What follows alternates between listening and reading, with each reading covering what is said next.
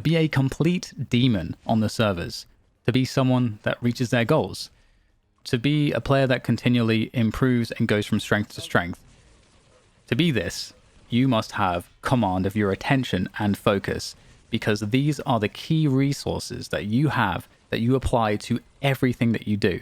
And if you're allowing other people to take that away from you, if you're allowing your own inefficient use of those resources just because you don't know any better, then you're going to be slowing your progress down. So what we want to do is to make sure that we take stock of this fundamental resource that we have, because again, it underlies everything that we do. And having the awareness to understand when you're too tired, and that's really the focus gauge going to a very low point.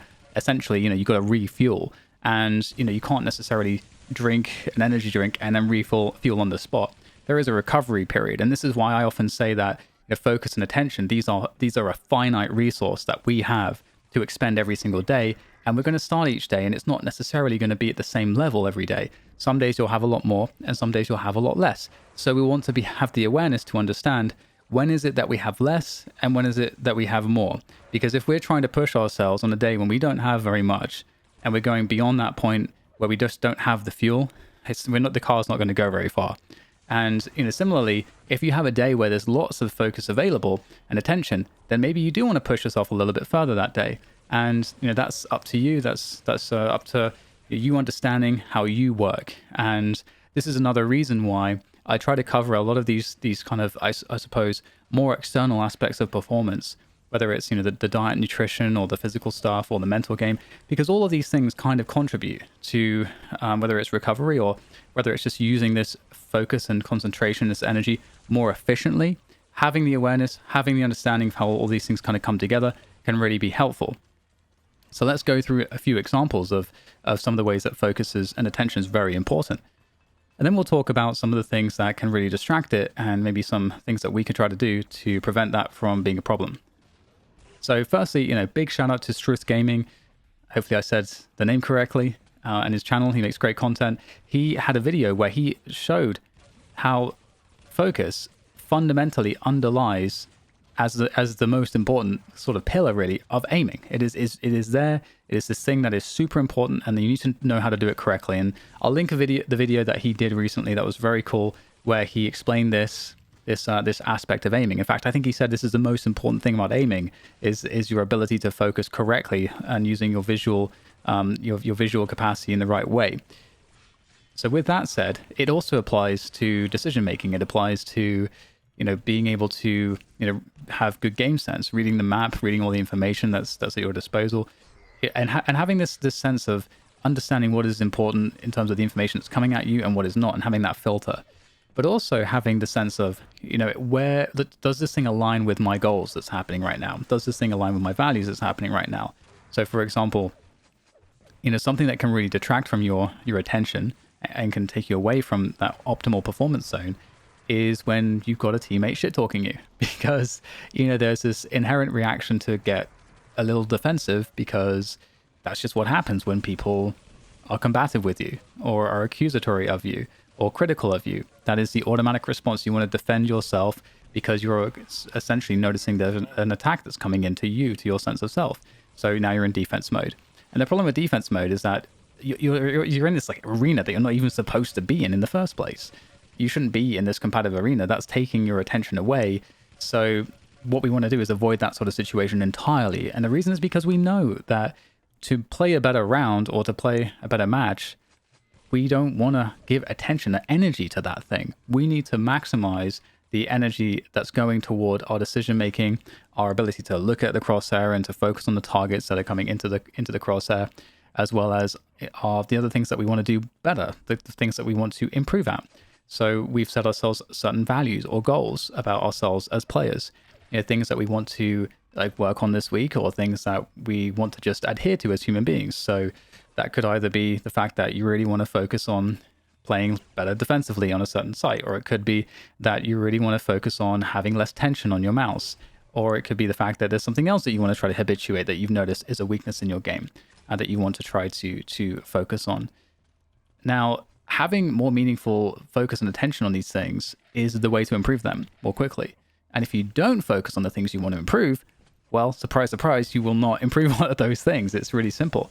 And so it's really important that we understand what we're trying to actually do here, because we need to align all of our energy into the goals, into the things we want to do, and to not allow people, let's say in the example of the shit talking teammate, not allow this person to take that away from you, because you're on your journey to improve and get better as a player, and you know, I would hope at least you're really enjoying that process, and that's part of the reason why you're on it, is you're looking for this reward from all of the effort that you're putting in. It's delayed gratification. You're putting in a lot of hard work on stuff that's very hard to do, and there's so many different skills that are involved. It's very complex, and you're looking for a specific result that's delayed. That's going to happen maybe in a month or two from now, whether that's a rank up, whether that's just a general improvement of your skill or a certain achievement that's related to your skill improvement, whatever it might be. But you're looking to do something meaningful.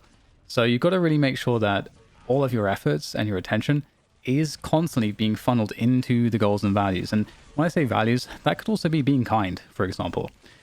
So if people are, you know, shit talking you, and, you know, there's nothing that you can really add to that that's going to align with your values, then you don't need to respond to that. You know, if it's a value of yours to try and stay calm and collected and to navigate these scenarios, then by all means, you know, engage with it and just understand, you know, what you're doing. And, you know, if you're able to engage with it and it doesn't affect you because you're able to handle those situations, or it's something you want to improve at, then have at it, because that is a goal that you selected that's important to you. So long as you are dictating where your attention and focus and energy is going, so long as it's going into those goals, you are good to go. But just be aware that there's all sorts of stuff that's going to be happening that will distract you from having maximal attention. Like when you're playing a tactical FPS, for example, something like looking at the minimap is really difficult to do as much as you should do it. To try to keep getting those snapshots of information and process that information, on top of looking at your crosshair, on top of talking to your team to communicate, on top of trying to get good positioning, on top of coming up with the play that you think is going to make sense for the current snapshot of information that you have. So with all of that said, if you imagine that now suddenly there are other things coming to distract you, let's say you're having a bad day and a bad performance, for example. This is something that's self-imposed, that's internal, as opposed to the external example of the bad teammate. So there's the internal example where, and this is, you know, I talk a lot about the mental game, and this is kind of where this falls a little bit, but you can have negative self-talk that will start to happen because you're not performing as you expect to, and now you're having a bad day of performance. And so the reason why bad performances can compound into worse performances is because your attention starts to go into these more negative places. So you're actually operating with a slower processor with less fuel. You're operating from a disadvantage on top of already having a difficult day. So if that is the case, then you're of course going to be set up to fail. So when you put it like that, it kind of makes sense to almost to stop playing, you know, or to at least try to limit the damage, or to learn from exactly what's going on. Because at the end of the day, these responses you're having are responses that are individual. They are you. These are the ways that you're responding to stimuli. There is very important information there that could go beyond this situation in gaming. Like, for example, like with me, you know, I have a lot of responses that, you know, like fear of losing is like a big one for me because of what, and not just fear of losing. You actually have to go a layer deeper if you want to really get into the nitty gritty with some of this stuff. And for those of you that this topic is new to, I recommend Jared Tendler's work, The Mental Game of Trading, where he really outlines all of the emotional landscape and all of the thoughts and the thinking, like if you peel back the layers of each of these different things. So let's say peeling back the layer of the fear of losing. For me, a lot of it's to do with, like, what does it say about me? You know, there's a sense of shame. There's a sense of feeling not good enough, feeling, you know, like it hits my self-esteem, you know, and so this can lead to playing not to lose as opposed to playing to win. And this is, of course, a very bad mentality to be in, and it's terrible for your confidence when you're trying to play the game and actually trying to win. So this is a whole, you know, roller coaster that's happening in my brain right now. Let's say when I'm in this situation in game. So I have to be aware enough to know that that is a thing that's happening, and so that I can talk back to it and make sure that this is now not dominating my attention, my focus, my energy. Because I'm sure that you guys who are listening to this have probably experienced that moment when you like miss a shot and you just feel like that sort of that punch of either just like feeling bad. And that negative emotion could be so many different types of negative emotions. Could be anxiety, could be the shame, could be could be depression, could be all sorts of negative things that can just happen when you miss a shot. And you're just zapped straight out of the whole process of making decisions, repositioning, communicating, and all of these different things. And you start to go into this completely different place. And this is what we define as getting into your own head. When we're talking about performances, this is what's happening. You're exiting the performance zone where your brain is making rational decisions, where you're in your prefrontal cortex, and possibly you might be now kind of, hopefully not, but probably veering toward your limbic system, where you're becoming more emotional and less rational, more impulsive, and just less intelligent, essentially, when it comes to playing the game. And your attention is now very split. So this is why attention and focus is super important, because it is the fuel that we put into all of the things we want to do. And if we are able to essentially get mastery of ourselves through just, again, the exploration of all these different topics that I've been talking about, getting that awareness, understanding now, okay, I understand all of the fundamentals, the areas in which I need to focus, where my attention should be going, whether that's the crosshair, the decisions I should be making, the communications with my team, my emotional management, all of these different things. On top of that, now you've understood that, okay, the attention goes there. So I just have to make sure that the things that are negative that will distract me from that attention, I'm aware of those things too. So we just talked about some of them. We talked about it like being the bad teammate, or your own expectations of yourself, or the fact that you want to rank up and you're not, getting the results you want, like these kinds of different things. And there will be loads of stuff that's completely personal to you. So if you start to map out all of that information too, now you have this like full sense of, okay, I'm fueled up, I had a good sleep, been hydrated, my nutrition's pretty good, I'm feeling pretty good today, and I'm aware of all of my goals. I'm looking to focus on all, I can name all of them.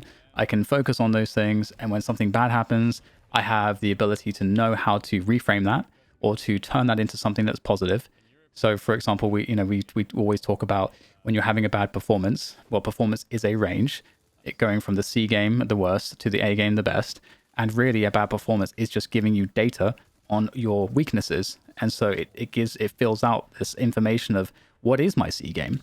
And that information then tells you, oh, well, this is the stuff I have to work on. And then you get stronger and more comfortable in those positions of weakness. And then you're less likely to have those C game performances. Or if you're in there, you're going to be able to work yourself out of it because you know and have been working on the things that you're weakest at. So, you have now all these different responses, these different, not just reframing it, but actually you've taken these practical steps to improve yourself as a player and as a person too, by really deciding who you are supposed to be.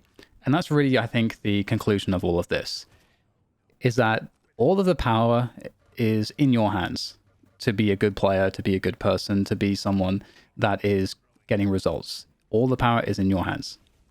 So make sure you control your attention and you put it in the right place.